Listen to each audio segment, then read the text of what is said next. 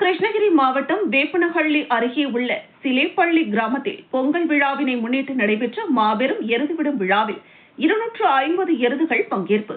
குறிப்பிட்ட தூரத்தினை கடந்த எருதுகளுக்கு பரிசுகள் வழங்கப்பட்டன. கிருஷ்ணகிரி மாவட்டத்தில் பொங்கல் விழாவினை முன்னிட்டு மாவட்டத்தில் பரவலாக தமிழர்களின் பாரம்பரிய வீர விளையாட்டுகளில் ஒன்றான எருதுவிடும் விழா நடைபெற்று வருகிறது. இதன் ஒரு பகுதியாக கிருஷ்ணகிரி மாவட்டம் வேப்பனஹள்ளி அருகே உள்ள சிலேப்பள்ளி கிராமத்தில் முதலாம் ஆண்டு எருதுவிடும் விழா வெகு விமர்சையாக நடைபெற்றது. திமுக சட்டமன்ற உறுப்பினரான பிரகாஷ் மற்றும் முன்னாள் சட்டமன்ற உறுப்பினர் முருகன் ஆகியோர் முன்னிலையில் நடைபெற்ற இந்த எருதுவிடும் விழாவில் கிருஷ்ணகிரி மாவட்டம் மட்டுமின்றி தருமபுரி, வேலூர், திருப்பத்தூர், திருவண்ணாமலை மற்றும் ஆந்திர மாநிலம் குப்பம் உள்ளிட்ட பல்வேறு மாவட்டங்களில் இருந்து 250க்கும் மேற்பட்ட எருதுகள் கலந்து கொண்டன.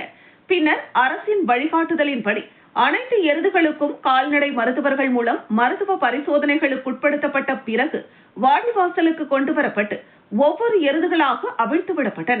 இதில் 120 மீட்டர் தூரத்தை மிக குறைந்த நேரத்தில் விரைவாக ஓடிய எருதுகளை இளைஞர்கள் கைதட்டி உற்சாகப்படுத்தினர். பின்னர் வெற்றி பெற்ற எருதுகளுக்கு முதல் பரிசாக 1,50,000 ரூபாயும், இரண்டாவது பரிசாக 1,10,000 ரூபாயும், மூன்றாவது பரிசாக 80,000 ரூபாயும், நான்காவது பரிசாக 60,000 ரூபாய் என 105 பரிசுகள் வழங்கப்பட்டன.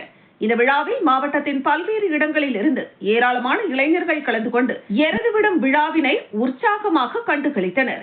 இந்த எருதுவிடும் விழாவிற்கான ஏற்பாடுகளை சிலேப்பள்ளி கிராமத்தை சேர்ந்த கிராம மக்கள் சிறப்பாக ஏற்பாடு செய்திருந்தனர்.